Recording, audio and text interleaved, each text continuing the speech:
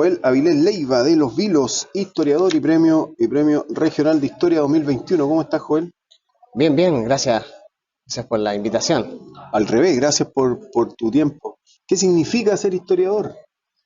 Bueno, es una responsabilidad y también un gusto poder expresar e investigar nuestra rica historia nacional y sobre todo de las localidades, que es lo que me he especializado hasta este año. Sigo en esa, buscando la historia quizás no revelada de los pueblos, de los asentamientos, localidades. Mm. ¿Cuál es el valor de ese rescate? ¿Lo importante de realizar ese rescate al pasado de lo que tú me comentas? Primero que posiciona una zona, la coloca en un mapa geográfico, entonces no tan solo se está hablando de una región, sino que también de una localidad específica que tiene una historia y hay personas que están construyendo esa historia, o que desciende de personas súper importantes también, y que en general las personas, incluso de la misma localidad, no tienen idea de la importancia que tienen. Entonces se le da un plus, un valor agregado a la zona, se potencia la identidad, la vinculación y también las personas entienden que hay y que son parte de una sociedad en construcción, en movimiento. Son parte del engranaje y son parte también, o tienen el derecho de ser parte de la narrativa. Entonces, por eso es importante resaltar estas historias y esa es la misión del historiador, creo yo. Como cuando estamos viviendo el presente no nos damos cuenta cómo nos van a ver en, no sé, 50, 100, 200 años más. Se pierde la noción de tiempo, bueno, que hay varios tipos de tiempo, o sea, los griegos, ¿cierto? Entonces, Cuéntame de eso. bueno, los griegos, el orden cronológico que nosotros tenemos, ¿cierto? Pero también existían los tiempos de los tiempos, cada persona tiene un tiempo, y también los tiempos son cortos. Los tiempos son cortos. Hoy en día, por ejemplo, vemos que estamos a lunes y llegamos de inmediato a viernes. Y nos damos cuenta que hicimos re poco y siempre estamos en la misma rutina. Entonces, eso es un tiempo diferente al tiempo cronológico. Eso los griegos lo tenían claro.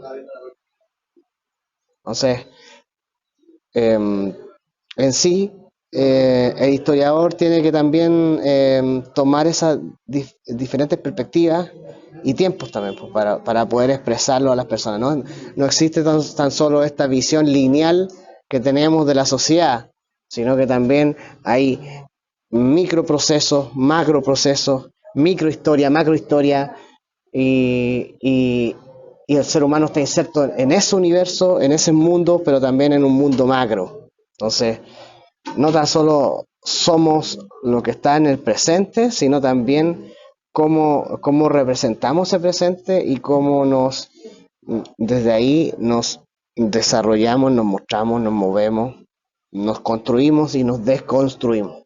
Entonces, son muchos procesos que llegamos al día y que no solamente esta idea clásica que las historias también son simples estudios del pasado. Nada que ver, la historia es lo más presente que hay. Así que eso es más o menos las dinámicas que hay en el estudio de la historia, la comprensión de la historia, de las historias, de la importancia que tienen las personas, aunque sea la persona más humilde, algo está haciendo, algo está diciendo, y a eso tenemos que ponerle ojos, no tan solo como historiadores, sino también como estudiosos de las ciencias sociales.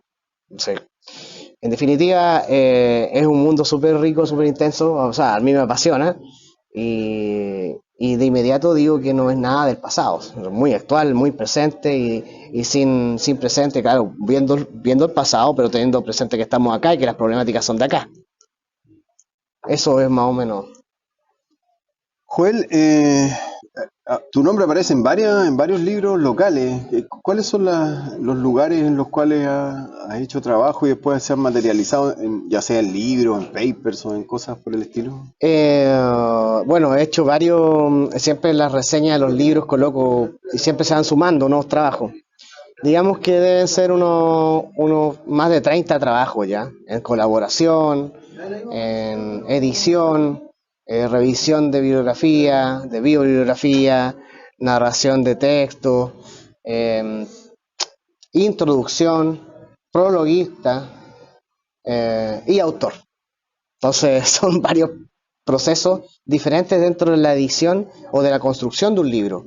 Y, y ahí estoy, tengo 4 libros personales. El último de ellos es la historia regional de la pesca artesanal. Y, y ahí no había, no había o no hay, o no encontré mucho material. Entonces también abre la puerta para que no tan solo yo, sino otras investigaciones también puedan potenciar desde la historia la visión, y que es lo que a mí me interesa y lo que estoy apelando, de la importancia que tiene nuestro mar, por ejemplo. Un país marítimo con una amplia costa y que no tiene una narrativa, no tiene una identidad, salvo en ciertas fechas al año, que tienen que ver con epopeyas guerreras, pero que en sí la gente no entiende, no se entiende como un país marítimo ribereño, y que también hay una rica cultura al respecto, milenaria de hecho. O sea, pueblos prehispánicos, la llegada del español, la república, y hoy día la república del siglo XXI, o sea, y nuestra vinculación con los grandes mercados, ¿no? con los grandes, con los grandes centros de poder, hoy día se dan en la costa pacífica, todo el área pacífico. India, China, Japón, sector Pakistán, justo Australia, Pacífico e Índico. Pero eso ya no es pesca artesanal. Deja de ser pesca artesanal, pero sí es parte del ciclo biológico y antrópico en base a las capturas. ¿Qué significa antrópico? La presencia del ser humano. ¿Podemos ver el libro? Claro.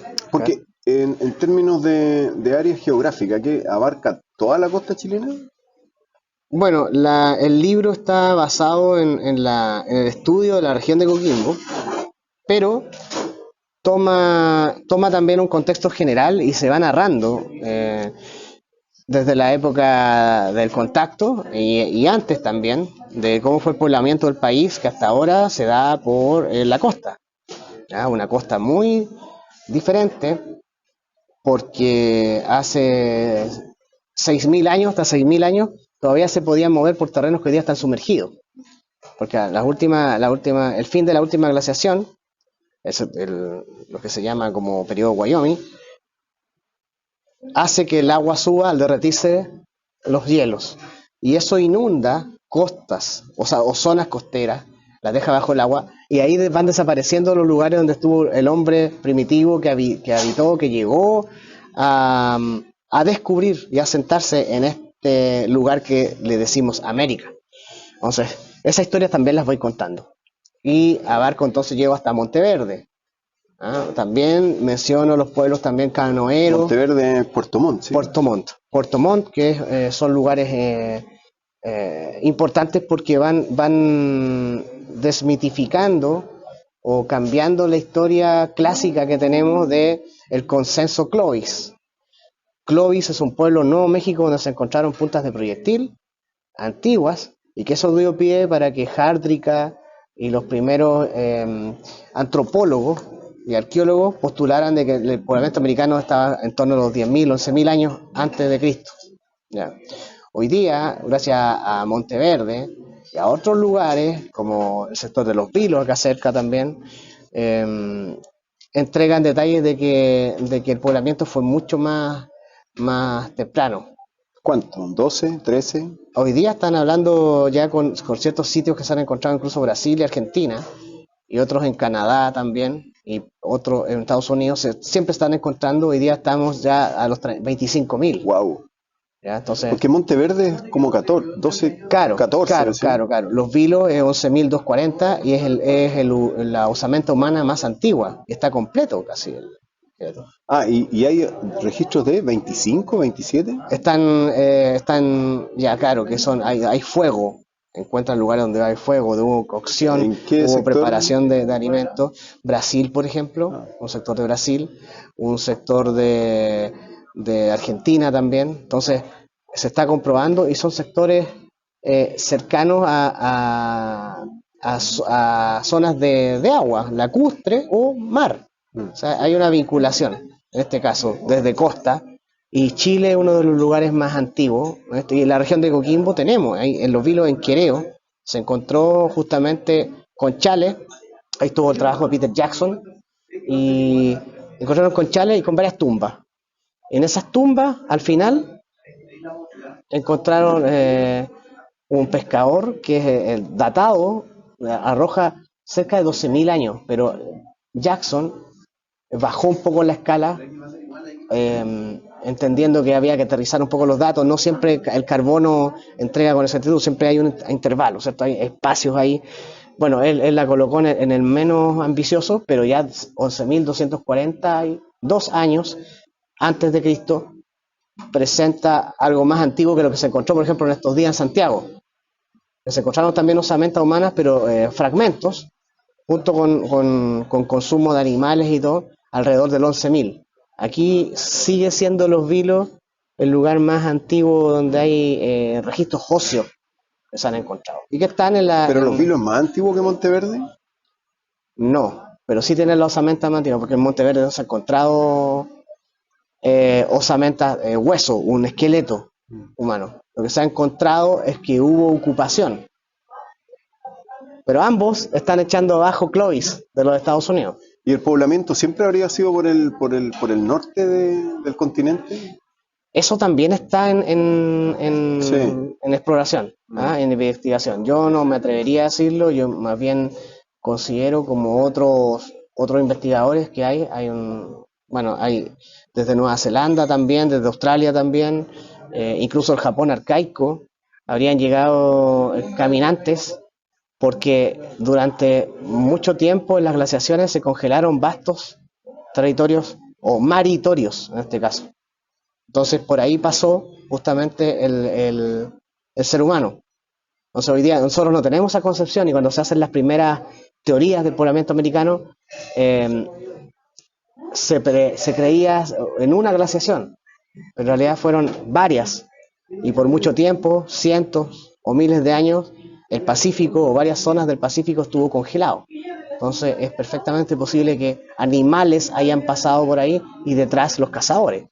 Así que evidentemente Qué maravilla. puede ser factible. Oye, todos esos conceptos vienen en tu último libro. Todo viene en la historia regional Mostrémoslo finalmente antes de entrar de la pesca artesanal, la ¿cierto? historia regional De la pesca artesanal. de la pesca artesanal Coquimbo 1532-1958. Claro. Bajo tu autoría, Joel o Joel. Bueno, el nombre original es Joel en hebreo. Joel Avilés Leiva. Me dicen Joel y está bien, ¿no? Oye, veamos los otros libros que tiene, porque me dijiste que has escrito 4 libros. Claro, ¿La temática ha sido similar? No, ¿O ha variado. De hecho, esta es la segunda edición de un libro, se agotó la primera edición, que es la participación de Chuapa en la Guerra del Pacífico, porque era una temática que me gustaba tocar. Todavía me citan por ello. Y aquí le di cara y rostro a las personas que fueron a la guerra de la zona del Chuapa donde yo soy nativo. Entonces, es parte de mi tesis también, que yo hablé sobre las personas que fueron desde el Chuapa a trabajar a las salitreras. ¿Cuál es la motivación? Porque hoy día es prácticamente inimaginable una guerra y que alguien se entusiasme, la juventud, entiendo que bueno, la gente joven la que viva, ¿cuál es el espíritu de ir a la guerra? ¿Qué logras descubrir a través de tu investigación? Bueno, era una juventud muy diferente, o sea, de partida uno iniciaba o casi no había infancia, mejor dicho, en los sectores populares era empezar a trabajar desde los 6, 8 años en el campo, en la minería, ya, muy pocos con acceso a la educación en la escuela, aunque el Estado hizo ya en la época de Manuel Bulnes, 1840, 1850, hizo para que se hicieran más colegios. Pero aún así el ingreso era poco, entonces, y la juventud, por cierto, ya ser joven era con los estándares de adulto. Entonces, Los jóvenes se vestían como adultos. A los 14 años andaban con pantalones cortos, pero después a los 15 ya pantalones largos. Entonces se vivía en un mundo de adultos, pero esa juventud era romántica. Toda la época del romanticismo, sobre todo la juventud que va a ser la oficialidad, que es la clase media, y la clase alta y la clase media, la que se enrola, y como saben leer y escribir, según los reglamentos del ejército, podían ser clases hasta oficiales. Y entonces esa generación cree que están defendiendo la patria, salvando la patria, con pocos argumentos, se enrolan voluntariamente. Pasionalmente, pero te voy a Pasionalmente. preguntar de otra manera, ¿van contentos a la guerra? Van contentos a la guerra. Claro, ¿van felices a la guerra? Van felices a la Porque guerra. ¿sabes qué? A mí, y yo hay un tema que en el futuro también me gustaría que conversáramos. Entiendo que al Salitre también iban felices. Claro. Y de pronto la mano de obra desapareció, del Chile central, la mano de obra agrícola desapareció, la gente iba feliz al Salitre. Porque el salitre daba posibilidades que la hacienda en el Valle Central, o en el Llano Central en realidad, más que un valle, un llano, no entregaba. O sea, la hacienda era un sistema feudal. El español que llega a América es un español que llega con todas las costumbres de lo que consideramos como la Edad Media. Por tanto, él implanta algo que ya está funcionando en Europa, que es el feudalismo. Y eso se mantiene hasta la década de los 60. E incluso en algunos lugares todavía se mantiene. Entonces, las personas, cuando viene la crisis agrícola, viene la crisis del cobre, del precio del cobre, la gente migra, se va. Y lo que le venden el futuro es trabajar en el norte, en las salitreras. Sí. Y ahí, bueno, para algunos señalan que tenían mejores condiciones de vida, mejor calidad de vida que en las haciendas. Para otros, y eso hubo dos comisiones del Congreso ante las matanzas que hubo, los movimientos, y fueron los diputados en comisiones, dos comisiones a lo largo de la historia, a ver las condiciones, y llegaron absolutamente horrorizados. Y sin embargo costó bastante que ingresaran leyes laborales. Oye, Joel, volviendo al tema de la guerra, te quiero pedir, me dices, claro, la gente iba feliz, los soldados iban felices a la guerra, ¿sí? Era gente común, no eran soldados, sino que se hicieron soldados. ¿Qué tipo de preparación tenían? O sea, ¿Había un incentivo económico? ¿Por qué alguien que vive al interior o entre Illapel y Los Vilos, de un joven decide dejar su familia e ir a la guerra? De partida hay un elemento patriótico, nacionalista. Eso está presente. ¿Y cómo se hace presente eso? ¿Sabes por qué? Porque hoy día, con las redes sociales, uno tiene la información instantánea prácticamente, claro, ya sea verdad o sea... Pero ¿cómo se transmite ese patriotismo en 1879?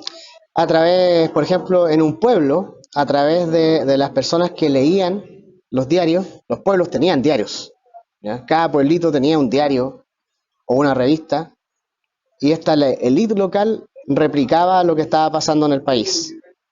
Por otro lado, también estaba la iglesia, muy patriótica, que a través de sus sermones invitaba a las personas a enrolarse en bien de la patria, a salvar la patria, ¿ya? Tercer punto, estaban todavía vivos los veteranos de la independencia o de las guerras contra la Confederación Perú-Boliviana. Entonces también había una narrativa ya de la batalla de Yungay, por ejemplo. Había un tema de que el chileno había ganado contra todo pronóstico la batalla de Yungay, contra los mismos que estaban peleando 40 años después. Entonces, y lo quinto es que se vio al país amenazado. Efectivamente, esta alianza con Perú y Bolivia, entre ellos, que era un tratado militar, absolutamente en contra de Chile, evidente, hizo que también la gente entendiera, y sobre todo después de la muerte de Arturo Prat en Iquique, entendiera que el país estaba amenazado y que esta cosa no les era indiferente.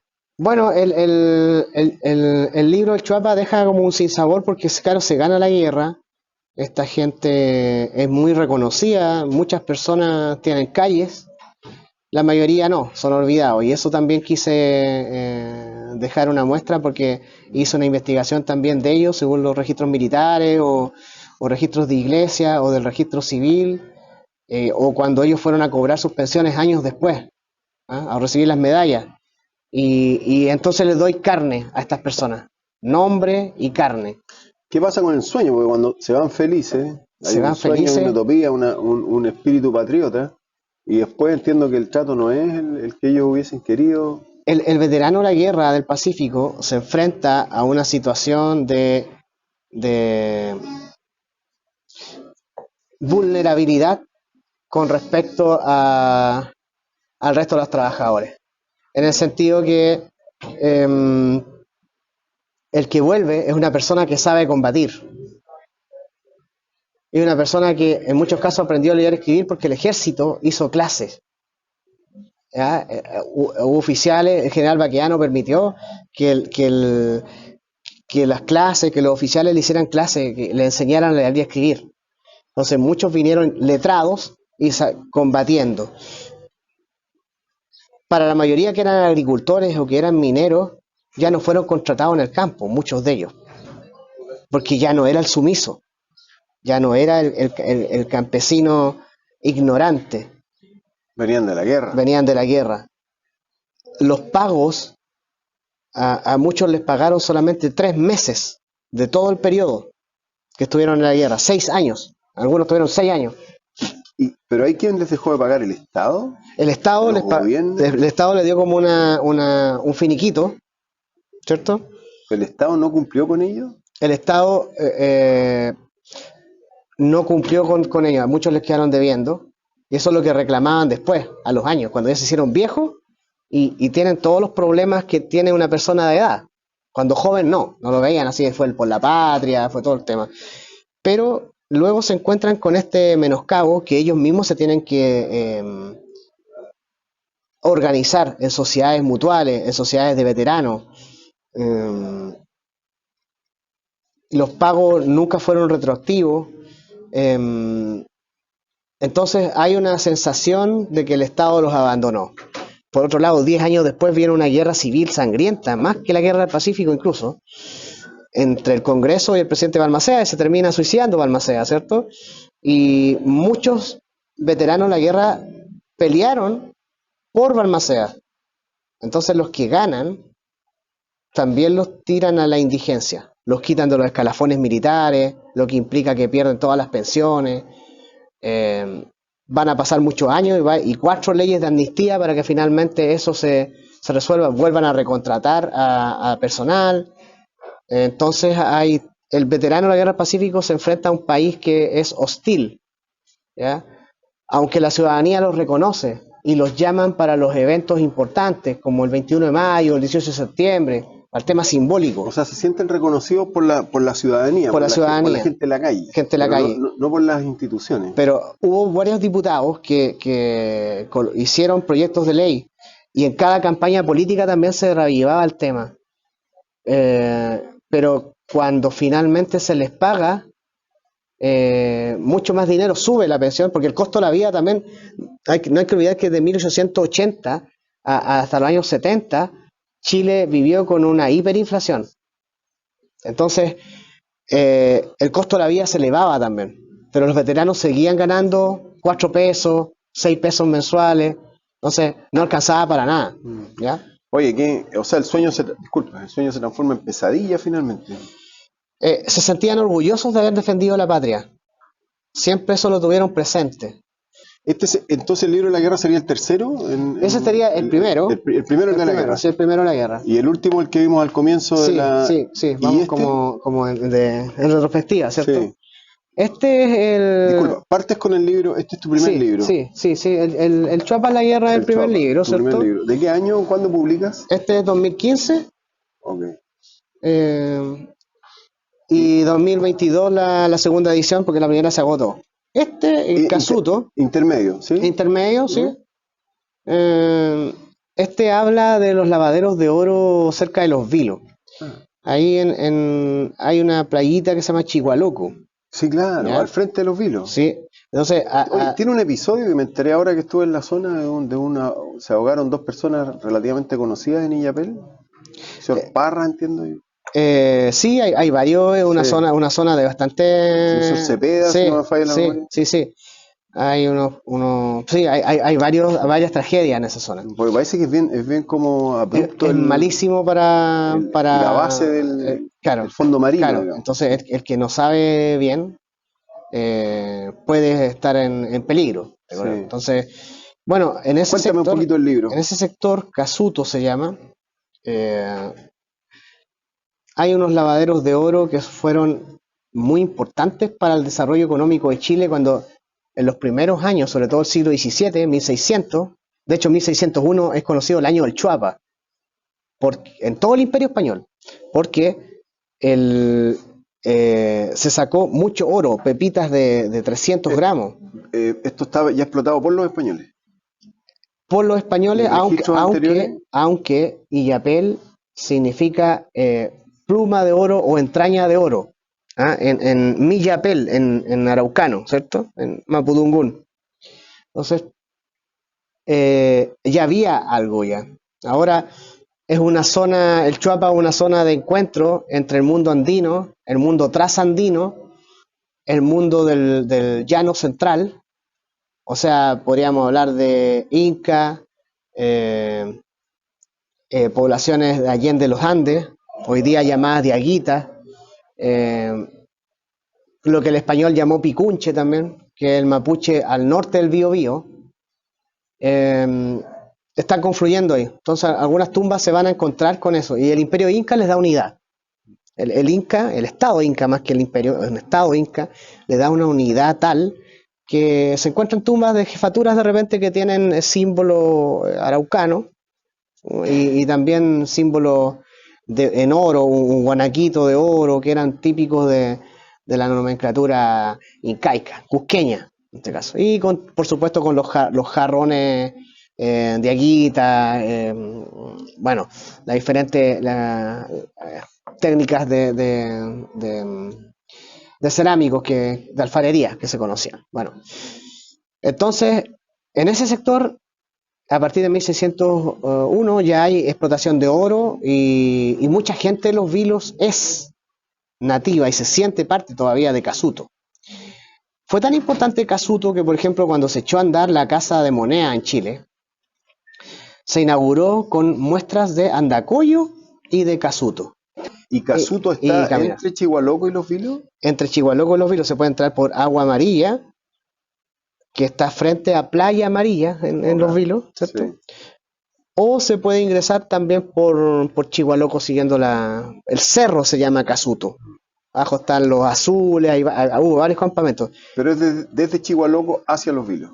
desde Chihualoco, O sí, sea, hacia el sur. sí, sí, hacia el sur. Y ahí hubo 6.000 personas en algún momento, se hizo un censo y 6.000 personas cuando Los Vilos se llamaba Hacienda Conchalí y no había más de 200 personas. O sea, 6.000 personas para 1839 es muchísimo. Muchísimos mineros de Catapilco, de Putaendo, de Aconcagua, ¿cierto? De Petorca. eh, Toda esa gente se benefició y en la investigación de este Con tu libro libro. apareció ahí y que fue reseñado por don Sergio Villalobos, Premio Nacional de Historia Premio también. Nacional. Sí. Oye, y ya para ir terminando, el cuarto libro, que no lo tenemos físicamente. No, el cuarto libro es este, que es la primera edición. Este tiene dos ediciones, Disculpa, claro. son dos ediciones, Y hay esta cuentas dos edición, y los otros dos claro, libros. la segunda Perfecto, edición es ampliada, esta, perfecto, tiene mucho perfecto, más datos, por eso es un libro diferente. perfecto. Oye, qué interesante, Joel, tener la oportunidad de conversar contigo nuevamente. Ojalá que podamos volver a conversar y ahondar en algunos temas. Me resultan todos muy interesantes, sobre todo porque es identidad local, identidad regional. Claro, claro, pues esa es la idea, rescatar las historias que tenemos, muchas historias, y darle valor a los territorios, a los lugares, a los espacios, pero también a la gente. Y en estos libros, en todos los libros, he tenido mucha gente presenciando y que tienen familiares que aparecen. Entonces se sienten representados, identificados. El libro La Pesca, por ejemplo, hoy día está sirviendo para defender o o para contribuir a proyectos, por ejemplo, de infraestructura en caletas o portuaria, porque entrega mucho dato que está para eso también, es un valor que agregado al libro. Y eso también es bueno, que la gente se sirva de un libro de historia y que no solamente los tengan en anaqueles perdidos ahí llenos de polvo. Anaqueles serían como armarios, así. Sería como... Sí. Oye, finalmente, ¿todo este trabajo es tuyo, es personal? ¿Tú eres el que recoge todos estos datos o trabajas con un equipo de gente? Eh, en la edición del libro, sí. O sea, tengo diseñador, personas Pero eso es del más de equipo. forma, ¿no? Pero la investigación la hago yo. Propia. Sí, la hago yo. Y cada investigación, por ejemplo, este libro fueron 8 años. 8 años. El de la guerra. 8 años de la Guerra del Pacífico. A la par estaba viendo también Casuto. ¿Ya? ¿También tuviste 8 Casuto, años? ¿cierto? Sí, Sí. sí. Y el libro de la pesca, que yo pensé que iba a salir antes que Casuto, al final salió después. Mira, Y también 8 años. O sea, el número 8 lo tengo como muy... claro. Sí, sí. Pero Sí.